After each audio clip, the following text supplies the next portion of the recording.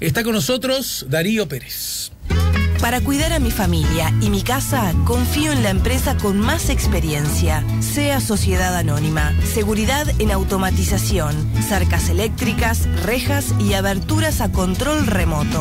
2-601-2611. seaportones.com. ¿Cómo andas, Darío? Buen día, bienvenido. Muy bien, un gusto estar contigo acá. Bueno. Yo te veía de chiquito. Vos me decís eso como chiste, y a mí personas de mi edad me han dicho, yo te veía de chiquito, pero no como chiste. Yo dije, no, pará, flaco. Con lo que terminé descubriendo, mirá vos lo que me provocás decir, con lo que terminé descubriendo que la memoria emotiva vinculada a la televisión, y en particular a los programas que son de infancia, se quedan en algún lugar del cerebro que permite que alguien diga, yo te miraba de chiquito, cuando obviamente los números no dan. No, o sea, pero eras chiquito. pero estoy cada vez más ancho. Bueno, Darío, ¿sabés que yo noto que sos como una de las figuras que, por una razón o por otro, por identidad o por alteridad, más interesa y gana atención entre la gente? Y si yo lo noto, vos que sos bicho político, seguro que vos lo notás también. ¿A qué crees que responde eso? Que siempre importa lo que dice Darío. A los del Frente Amplio porque les mueve un poco la estructura y siempre se necesita alguien. Sí. A los del Frente Amplio más moderado, diciendo, ¿y este loco cuándo se irá de una vez que me llena de... Los otros, los que tienen ganas de avanzar más allá, esto mismo es lo que queremos hacer. La oposición porque les encanta que siempre alguien adentro tire por debajo de la línea de flotación supuestos dardos al partido gobierno, ¿verdad? Sí. Creyendo que de eso favorece su chance electoral. Las razones son múltiples, pero que cuando vos hablas, todo el mundo dice, para a ver qué dice, eso ocurre. Eso es capital político, lo sabe cualquiera. ¿Cómo crees que lo lograste? Y no sé, yo pienso que siendo auténtico, ¿no? Lo que digo lo siento. Capaz que eso se puede transmitir.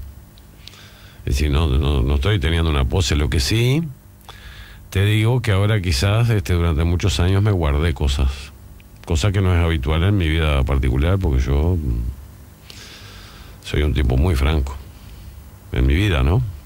Y con mis compañeros y con mis amigos, soy de decir lo que pienso. En política quizás me guardé mucho tiempo. ¿Te lamentas un poquito de eso? Sí, me lamento, sí, porque lo hice pensando. Digo, no, capaz que si yo hablo puedo jorobar a mi partido político, si elaboro esta autocrítica, digamos, públicamente, capaz que... Pero al final me di cuenta que no, que esto es como cuando tú te quieres divorciar. ¿Tenés experiencia en la materia? Tengo también. Lo pregunto sin picardía porque la verdad que no lo sé. Sí, estoy en la segunda administración. Ah, bien. Bueno, el Frente Amplio va por la tercera. Sí. ¿Y quiere la cuarta? No, me voy a quedar por acá. En este caso me voy a quedar por acá. Entendí. Y entonces pero llegó un momento, empezaron a pasar cosas en la vida política, y nos empezaron a pasar cosas dentro del Frente Amplio que digo, esto no.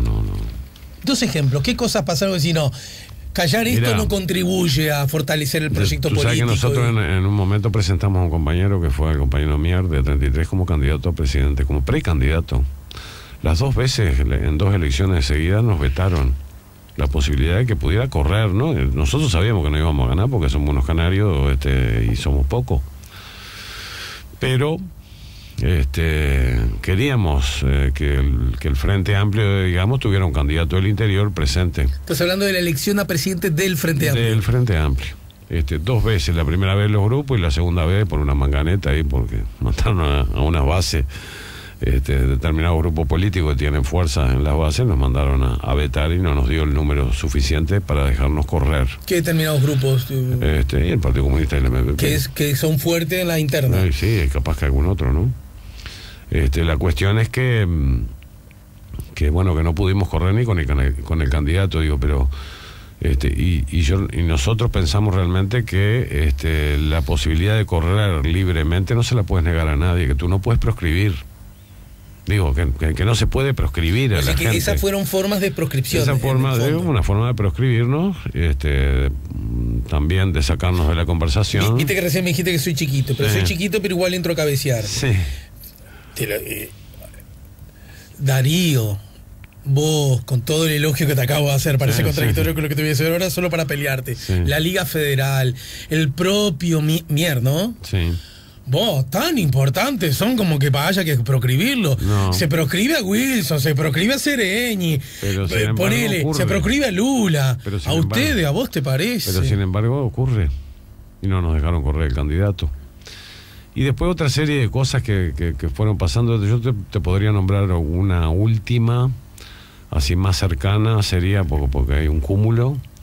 Es lo que pasó con respecto a la discusión de la reforma que se está llevando adelante en el Banco República, en la que nosotros teníamos posición crítica con respecto a una cantidad de tercerizaciones o privatizaciones, si tú quieres decir, de áreas del Banco República, en la que también de alguna manera consideramos que la inclusión financiera que lleva el gobierno adelante, si bien tiene algunas cosas que puedan favorecer a la gente, en otras, pensando que tenemos una población con niveles etarios muy altos, con gente que le dificulta en su vida diaria acceder a esa inclusión o meterse en la digitalización. También porque es muy importante en el interior del país las sucursales en un pueblo, porque te hacen más o menos pueblo, aunque de Montevideo no lo puedan entender. Una serie de cosas, y nosotros, por ejemplo, habíamos llegado a un acuerdo en la bancada para tratar de mitigar aquellas cosas que nosotros considerábamos que no estaban bien de lo que se estaba haciendo por Polgar y sus compañeros en el banco. Y bueno, y vino el libretazo y dijeron no, la reforma sigue adelante por parte de Astori y de Tabaré Vázquez. Entonces todo aquello que habíamos elaborado costosamente un acuerdo en la bancada para tratar de mitigar aquellos aspectos que a nosotros nos parecían que eran inconvenientes, fue imposible. Entonces son cosas que te van calentando. Y yo que me voy a seguir callando la boca.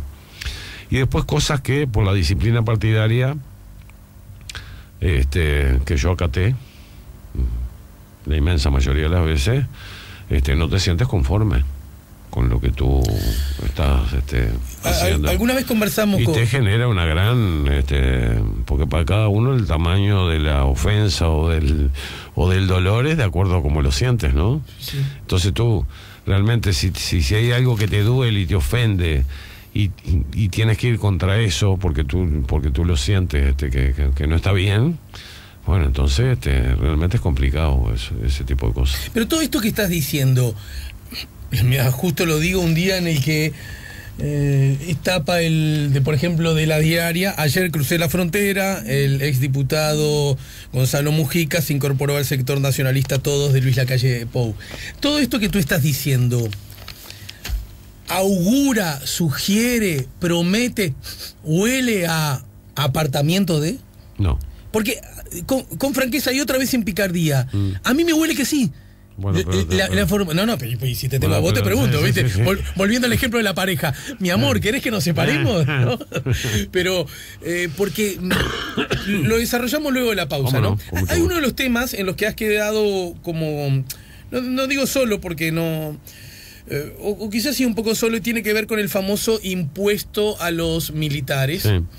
Desde la posición política, bueno, lo que está buscando legítimamente Darío Pérez es conquistar o seducir, repito, legítimamente de la perspectiva política, un nicho de mercado electoral que puede verse entre aquellos militares que no están necesariamente dispuestos a votar a los partidos de centro derecha, pero que la izquierda bueno, que alguien sienta que defienda sus intereses puede ser una buena opción, y esa puede ser una buena estrategia. En el marco de una discusión que es inequívoca y que el mundo entero se está llevando adelante y tiene que ver con el déficit y la seguridad social. Es un problema del planeta, ¿no es cierto? Uruguay lo tiene porque forma parte del planeta, y además porque tiene algunos guarismos que se parecen a los del primer mundo. Exacto. Poco nacimiento, la gente vive hasta muchos años. Eso que luce como buena noticia, lo que la gente mala relación activo-pasivo. Mala relación activo-pasivo. Eso implica que hay grandes, fuertes déficits en la seguridad social. Y entre otras cosas contribuye a ese déficit el de la caja militar, como comúnmente se le llama. Bueno, ¿no es razonable suponer que a eso también hay que meterle bisturí político? ¿Por qué justo un diputado de la izquierda tiene reservas a hacerlo? Lo vemos, entre otros temas, luego de la pausa, ¿sí? Y bueno, y además van a juntar firmas, ¿no? Contra la ley de riego. Sí. Eso lo decidió tu grupo político. Sí. Bueno, muy bien. ¿Cuánta cosa? ¿Cuánta cosa separada, además, ¿no? Estamos poniendo la mañana en camino con el doctor. ¿Vos sos doctor medicina general? Sí, en realidad yo hice todos los cursos de anestesia, o sea, aprobé los 6 semestres, pero nunca di la prueba final. Entonces digo que soy médico nomás, no me voy a atribuir. ¿Y dónde ejerces como médico si es que lo haces? En mi pueblo, en San Carlos. Estamos poniendo la mañana en camino. Ya volvemos con la mañana en camino. Llévate mis bríos, vidalita, llévate. Estamos poniendo la mañana en camino. Muchos mensajes han llegado y siguen llegando a propósito de la visita que nos hace Darío Pérez. A vos, Darío, mucho la ciudad no te gusta, ¿no? Ya me lo has dicho y lo has dicho por allí. Sí, yo siempre lo menos posible, digamos. Cuando dije la ciudad me refiero a la capital, ¿no? Sí, cuando estaba estudiando tenía la valija al lado de la puerta. O sea, y todo ordenadito. Cuando me podía ir, cerraba la valija y ¡pim! Tocaba. En aquella época en La Honda o en Cinza, ¿no? Mira, la forma y la convicción con la que me respondés me permite, ni siquiera lo había pensado como posibilidad de charlar contigo. Yo creo entender llamémosle así, a lo mejor las palabras no son certeras del todo, el histórico enojo que el ciudadano de Uruguay, que no es de la capital, siente a propósito del centralismo montevideano. De verdad lo digo, porque además estoy obligado como comunicador a entender la perspectiva del otro. No me cuesta nada entenderlo. Y que eso implica cierta dosis por parte del montevideano, del capitalismo, de soberbia, de pilladez, como que decíamos cuando yo era chico, es un terrible pillado. Bien. Sin embargo, también advierto, por ejemplo, ahora en los autoconvocados me volvió a refrescar esa idea. Advierto que muchas veces el canarito que siempre se ve canarito entre comillas, estoy jugando, estoy provocando gusto, que siempre se ve perjudicado por el maldito centralismo, capitalismo unitario y la mar en coche. Yo tengo toda esa carga. Por eso, yo te tiro centro porque sé que traes la cabecera toda. Me parece que también utiliza eso para generar una nueva forma también de soberbia y de exclusión. ¿Me entendés lo que te digo? Como que le resulta funcional a su diálogo. Decir, esto de aquello me salgo enseguida, estos montevideanos que se creen que no sé cuál. No quiero excluir a los de Montevideo. Pero, ¿me entendés? No existe ese riesgo, aún advirtiendo una injusticia que aquel provoca sobre mi vida. Yo me genero y me junto con los míos para generar una especie de identidad que también puede provocar ciertos desvíos esos mismos desvíos de los cuales vos fuiste víctima. Lo que pasa es cuando tú, por ejemplo, estás viviendo las cosas desde el interior y realmente es como la canción de Stramín, ves que todo termina en la capital. Morir en la capital. Y es así. Es como que te va juntando bronca a lo largo de la vida y del tiempo. Y cómo, y cuando un burócrata acá en Montevideo decide una cosa sobre un lugar de Montevideo del interior y ni la ha visitado, ni sabe lo que significa, ni lo que le puede doler a una población, a un grupo de personas, etcétera, etcétera, también te pone mal. Y existe una cuestión así en grandes actores. Y el hecho de ser del interior, en el momento que tú te vienes a vivir a Montevideo, te cambia. También nos avispa a los canarios o a los paisanos venir a vivir a Montevideo. Porque yo, quizás si no hubiera venido a estudiar, sería otra persona diferente, como nos cambian muchas cosas en la vida. Pero no veo... No me gustaría que hubiera una dicotomía campo-ciudad. Como la que se pueden plantear en los extremos cuando hablamos de los autoconvocados, de estos que acá en la capital le dicen, ustedes 4x4 terratenientes, si fueran todos terratenientes no alcanzar, tendríamos que tener un territorio como el de Brasil. Y las 4x4 que me preocupan de repente, o que no me preocupan, pero que se usan al cohete, son las que están de Avenida Italia al sur, pero no las que se utilizan en el campo. Entonces, no... Pero nosotros teníamos unas tú me habías hecho un par de preguntas. No quería ir a eso, pero justamente que me parecían muy importantes. Ayúdame a entender. Supone que soy un papel en blanco. Escribí sobre mí. ¿Cuál es tu posición para que se entienda de punta a punta con relación al impuesto a las jubilaciones de los oficiales de del ejército, de las fuerzas aéreas, de las fuerzas armadas? De las fuerzas armadas. Lo primero que tiene que quedar absolutamente claro es que no hay un servicio de retiro militar en el mundo. Podrías excluir algunos casos en los que los ministerios de defensa tienen empresas o tienen partidas importantes de los gobiernos otorgadas, como por ejemplo sé que los chilenos tienen un 7% de la exportación del cobre, que hay empresas israelíes del Ministerio de Defensa que digamos que el dinero va para el Ministerio de Defensa. Excepto ese tipo de cosas, o en Brasil alguna fabricación militar o alguna fábrica de insumos militares. Salvo esas excepciones, los servicios de retiro son todos deficitarios. Nadie puede tener la menor duda. Fueron creados por allá por 1911 y tienen, e inclusive fueron hasta, hay cosas que parecen contrasentidos, porque inclusive dentro de nuestro propio gobierno del Frente Amplio fueron cambiados y mejorados algunas cosas, por ejemplo para pilotos, horas de vuelo, digamos tipo compensaciones, fueron mejoradas durante nuestro propio gobierno. La otra cosa que tiene que saber la gente es cómo es la vida del militar. Si nosotros le fuéramos a pagar a un militar como a cualquier otro trabajador, ellos no tienen horas extras, no tienen 8 horas, no tienen salario vocacional, no tienen una cantidad de cosas que sí tiene otro trabajador, y además tienen bajos salarios. Toda esa tormenta perfecta, más que los sueldos les aumentan por IPC y las pasividades por índice medio de salario, que la relación activo-pasivo es lamentable para ellos, peor que la que tenemos todavía en el Uruguay, generan la tormenta perfecta sobre el servicio de retiro.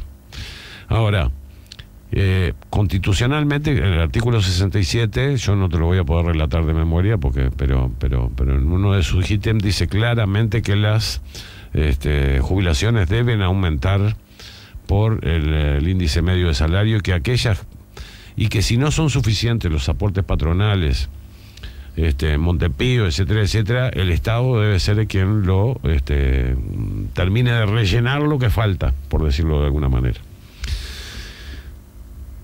Eso fue refrendado en el 89 por el pueblo. Las jubilaciones acá aumentan por el índice medio de salario. Si tú las pones por debajo, es inconstitucional. Entonces ahora lo que tenemos que ver es qué valor tiene la Constitución para nosotros. Y yo te voy a decir, yo he pecado, porque yo he votado cosas de repente que han sido inconstitucionales. Bueno, igual digamos que si en Uruguay se votan cosas inconstitucionales, cualquier ciudadano tiene el derecho de hacer un reclamo, y de hecho muchos reclamos han salido satisfactorios para los intereses del reclamante, ¿no? Como en el caso, por ejemplo, de los empleados judiciales, más allá de que se llegó a transar y eso, pero le costó enormes cantidades de dinero al Uruguay, porque las enmiendas que hacíamos eran peores que el soneto. Entonces nos fuimos metiendo cada vez más hasta quedar hasta el cogote. Y esa es la situación que se va a dar. ¿Por qué? Porque no es que yo, que de repente no tengo el conocimiento idóneo para este tipo de temas, te esté diciendo que es inconstitucional. No, lo dice la Cátedra de Derecho Constitucional de la Facultad de Derecho. Lo dice... Vos no apoyás por inconstitucional, que esa es una de las cosas. O porque no es justo. Esa es una de las cosas. Es otro escenario. No, pero déjame decirte que cuánta gente de la academia hay. No solamente está la Universidad de la República, sino que está la Católica, que se juega su prestigio también, y distinguidos profesores, excepto Corseñac, que se ve que enseñó mal a todos sus alumnos, porque todos sus alumnos dicen que es inconstitucional. Entonces, Ese es un aspecto que es el inconstitucional. El otro el otro aspecto que a mí me molesta es que es discriminatorio, ¿no? ¿Por qué es discriminatorio? Porque afecta solo a un grupo de personas que ganan más como jubilación o retiro, más de 50.000. Si esto fuera para todos los jubilados del Uruguay, tú no podrías decir que es discriminatorio. Pero cuando es para un solo grupo de personas... Pero no es discriminatorio que se jubilen con todo el salario. Pero ¿no es eso ocurrió durante todo el tiempo, y tuvimos mucho tiempo en estos 13 años para meterle el cuchillo, digamos, de alguna manera, Sí. pero a través de la reforma del servicio de retiro. A través de la reforma del servicio de retiro. ¿Pero tú estarías dispuesto a cambiar eso? Pero la reforma yo estoy dispuesto a acompañarla, por supuesto, y la ley orgánica militar también. Porque en realidad acá se puso de la cabeza... No me hagas un parche, me decís vos. No me hagas un parche. 40 millones por 18 meses. Es necesario que la gente sepa también que ya los militares pagan IAS. Y que ese IAS, en vez de volcarse en la propia servicio de retiro militar, que hoy anda en el entorno de los 40 millones de dólares, va al Banco de Previsión Social. O sea que no es que... no, sería una doble tributación, y en algunos casos, además de doble tributación, le pueden significar, porque se hace sobre el nominal, o sea que es el IAS más el nuevo impuesto, que tiene determinadas características. No tengo aquí la cosa, pero también es bastante árido. Puede llegar a sacarte hasta el 46% en su máximo de lo que tú percibes. Pero además existe, dime, ¿los derechos adquiridos son importantes para la gente o no son? Ya lo creo.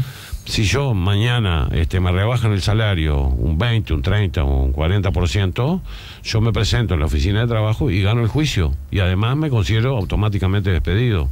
Bueno, si eso es válido y es un derecho, ese derecho que yo adquirí de ganar tanto para la persona, ¿por qué no es válido para, en este caso, un milico? Y lo que tú dices con respecto a que la jubilación, el servicio de retiro militar funciona como una zanahoria. Como una zanahoria, cuando tú vas a entrar. Tú dices, mira, tú no vas a tener ni esto, ni esto, ni esto, ni esto, ni esto, ni esto. Pero el día que te jubiles vas a tener... además te jubilas joven. Sí, pero no es como dice la leyenda. Si tú te jubilas joven, te jubilas con un porcentaje de la jubilación y no con toda. Y además, los retirados militares tienen otras características que es bueno que la gente sepa también. Por eso hay que meterse en la información y no salir a lo pampa por ahí, ¿viste? Si tú te jubilas a los 30, en cualquier caja civil, digamos, tú no tienes que pagar más Montepío. Pero si tú te jubilas a los 30, siendo militar, a los 30 años de haber ingresado, digamos, tienes que seguir pagando Montepío hasta los 36 años. ¿Sí? O sea que pagas 6 años más de Montepío. Pero además tienes dos tasas compulsivas obligatorias, que son la de la sanidad militar, que se te descuenta de tu jubilación también, que es porcentual, tanto ganas, tanto... Y no tiene retorno como el FONASA, como los que ganan más de 50.000. No tiene retorno, enterita va para ahí. Y además tienen otra que es un servicio de tutela o algo por el estilo. Creo que es servicio de tutela social, que es como una especie de fondo que ellos tienen para lentes, prótesis, ese tipo de cosas. Esos son, o sea que es el IAS más la sanidad más esta tasa, esta tutela, fondo de tutela social, todas esas cosas. Y ahora también, pero además esa gente tiene vida y tiene deudas. Y es bueno que la gente sepa que solo el 30% de la oficialidad, ya jubilada, tiene casa propia. ¿Por qué será? Y de toda esa oficialidad, el 42% están metidos hasta los ejes, ¿no? En créditos inmobiliarios, retenciones, etcétera, etcétera. Tú sabes que a mí me tocó, en la crisis, yo perdí una casa, ¿no? Pero además tenía un crédito en dólares, ¿no? Por decirte lo crudo, me refundí. Pero además en aquel momento en el Parlamento nos rebajamos el sueldo y en la actividad privada también. Fue devastador. Ver que... Y lo que nosotros deberíamos de practicar, no solamente para esto, sino para cualquier cosa, es ponerlo en el lugar del otro. Te voy a contar. Yo tuve, después de la última elección a nivel departamental, estuve a punto de largar la chancleta ahí. No. Termino acá y termino este periodo y me voy para las casas. O sea, dejar la actividad política. Dejar la actividad política, sí. Entonces, nosotros en la Liga Federal, acá en Montevideo, nos ha costado mucho desarrollarnos, entre otras cosas porque somos pobres. Te lo voy a decir crudo así. Porque nosotros nunca hemos tenido un cargo en el Ejecutivo en los 13 años de gobierno. Y las organizaciones de izquierda, para que lo sepa la gente, se nutren del dinero, de los descuentos que nos hacemos. Alguien podría decir, a lo mejor no tuvieron cargos porque son rentados. muy poquitos. Porque somos burros. O porque somos... No sé. Sí, a lo mejor son todos de pocas luces, ¿no? Sí, todos, seremos todos de pocas luces. Supongo que eso no lo crees, pero a lo mejor hay otros grupos tan o más chicos que ustedes que sí han tenido cargos. Hay algunos que son especialistas. ¿Ah, sí? Tienen 20, 30 y no tienen voto. ¿Ah, sí? ¿Quién, por ejemplo? No me hagas decir, no me pongas la vida. No, como recién me habías dicho que estabas dispuesto a decir las cosas. Bueno, pero me pones en una violencia. Hay muchos grupos del Frente Amplio que tienen pocos votos y tienen. Pero yo me refería menos que ustedes. Pero me refería a la población. Pero me quiero, para que además sepan cómo es la situación de nuestro grupo. Entonces, sí. Me quedé con ganas que me dijera. Sí, los compañeros, yo capaz que en algún momento te lo digo. Los compañeros les cuesta mucho desarrollarse porque tú precisas para mover combustible, sí, claro, esto, lo otro, aquello, movilizarte para un lado y para el otro. Entonces me dicen los compañeros de acá de Montevideo, no nos acompañan a la Gruta de Lourdes, que hay unos asentamientos enfrente. Bueno, vamos. No nos quería decirles que no, porque es muy, muy valeroso lo que hacen ellos, porque lo hacen con muy poca cosa. Claro. Digo, bueno, vamos. Entramos a caminar. Cuanto más cerca del curso de agua, que no me acuerdo exactamente cuál es el arroyo que pasa por ahí, si es el Miguelete o cuál de ellos, más fea era la cosa. Llegamos, porque yo estaba en asentamiento y he caminado en lugares pobres, pero ahí había mucha pobreza. Y llegamos a una casa en la que, por la cuestión, como no hay cunetas, no hay nada, la mayoría del agua de parte del barrio pasaba por la mitad de la casa. Y le habían hecho una canaleta por la mitad de la casa. Y arriba de la canaleta había un bebé en un coche, todo tapadito, pero la humedad era infernal. Y la casa toda, el rancho, estaba, viste, arriba de los pales de madera. Sí. Porque por abajo prácticamente que pasaba agua. Y le voy a decir, aunque si mi padre, que está chochito, me escuchara, me daría un sopapo en la boca, le voy a decir, mierda y pichí por donde mirara. Y yo digo, mijo, pero te quedan miles de cosas por las que pelear todavía. En el lugar que esté, de la forma que sea, pero te quedan muchas cosas todavía para tratar de cambiar el mundo, que ha sido la razón por la que yo estaba en política, porque... ¿El Frente Amplio no lo ha hecho lo suficientemente bien, Darío? Y si tú fueras a ese lugar... El Frente Amplio tiene las limitaciones que tiene un gobierno cuando llega, que son de ¿No tipo está el Uruguay en su momento pecuniario, de menor número de pobres en su historia? Sí, pero también existe una mayor concentración de la riqueza. Porque, como te digo una cosa, que no me gusta decirlo así, porque no me gusta. Pero como te digo una cosa, te digo la otra. Por un lado tienes... sí se ha avanzado en ese sentido y en la disminución de la indigencia y de la pobreza, pero sin embargo en Uruguay existe una gran concentración de la riqueza. Y de la misma manera que se ha concentrado y extranjerizado la tierra y han disminuido enormemente la cantidad de unidades productivas, particularmente a base de las más pequeñas, en estos 13, 14 años han disminuido en 12.000 las unidades productivas en el campo, ¿no? De las cuales 11.000 eran de menos de 100 hectáreas. Y esa concentración y esa cosa también se da a nivel del capital. El 0,5% de la población del Uruguay, dije 0,5% de la población del Uruguay, aproximadamente unos 2.500 personas, tienen el 14,5% de la riqueza del Uruguay. El 10% de la población del Uruguay tiene en su conjunto el 25% de la riqueza del Uruguay. Y la riqueza del Uruguay está concentrada en los si lo tomáramos en deciles, del 50 al 90 está todo el resto de la riqueza. ¿Me estás diciendo que a los que más tienen, les ha ido mejor con el Frente Amplio? Sí. Y de hecho, mira, hace muy pocos días hubo una encuesta. O sea que ese grupo de personas seguramente seguirán votando a la izquierda. No, ese grupo de personas probablemente no votan a la izquierda. O sea, les ha ido mejor sin necesidad siquiera de votarlos para seguir con luce como una paradoja, ¿no? Es una paradoja. Sí, podríamos tocar la bocina y decir pum, pum, como un saludo a la memoria del Corto Buscalia. Un saludo a la memoria del Corto Buscalia. Es una paradoja. Y una última encuesta que salió dice la percepción de la economía según el lugar donde tú te ubicas, desde el punto de vista, bueno, clase baja, clase media, bla, bla, bla. Quienes tienen la mejor percepción de la economía es el 20% más rico. Bueno, eso te está hablando de algo. Entonces, y además yo te puedo agregar, yo no soy economista, no soy erudito en la materia ni nada. Sí te puedo decir lo que puedo ver mi ojo que trata de analizar las cosas de determinada manera. Tú viste que lo percibí el día, yo recuerdo clarito cuando Astori presentó la reforma en el Parlamento, te estoy hablando del primer gobierno del Frente Amplio. La tributaria. Sí, la tributaria. Ahí vemos cómo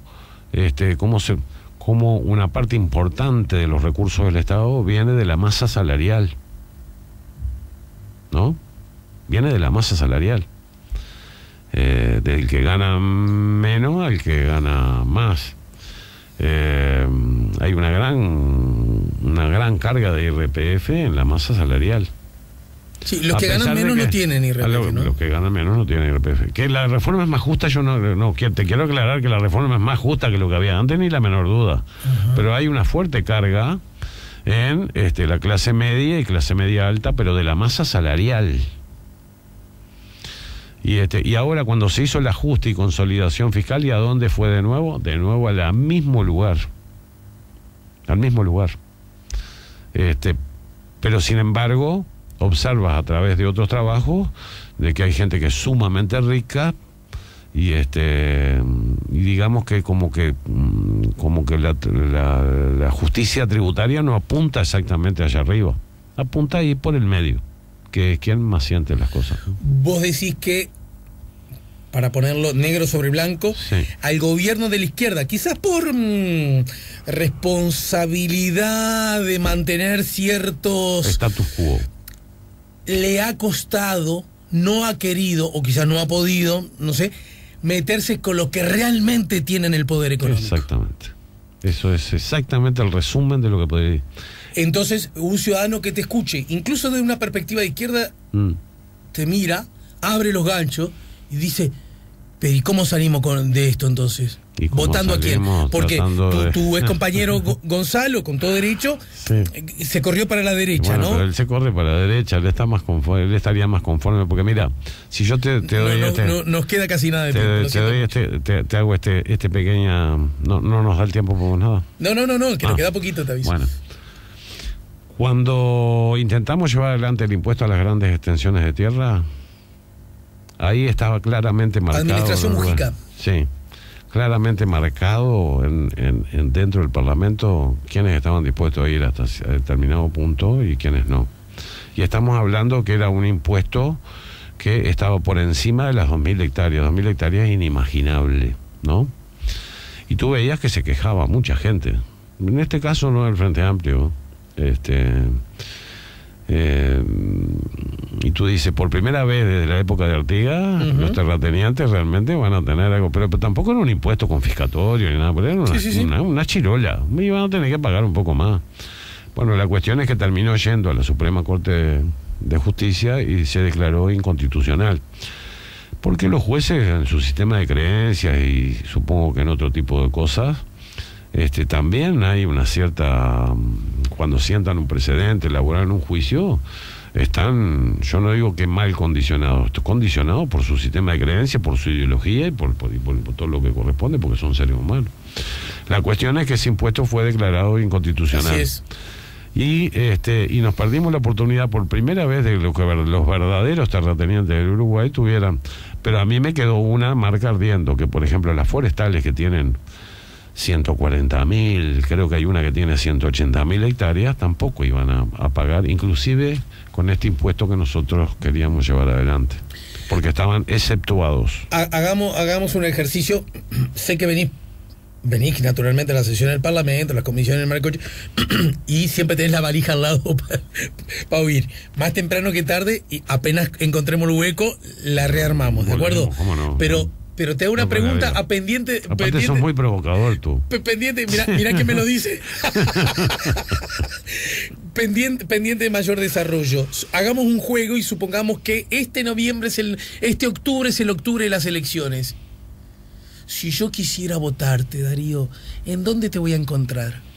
Los partidos políticos, me vas a encontrar en el Frente Amplio. Los partidos políticos uruguayos tienen una particularidad, y es que tienen un ancho abanico ideológico dentro de ellos. No hay partido puro en el Uruguay. El catch all, que llaman los politólogos, ¿verdad? Llaman, catch all, que atrapan todo. Atrapan todo. Así es, o lo fue el Partido Colorado, así es el Partido Nacional, o casi que lo es. Y ni la copia fiel del Frente Amplio, donde hay de todo. La cuestión es quién prima sobre quién en toda esta pelea.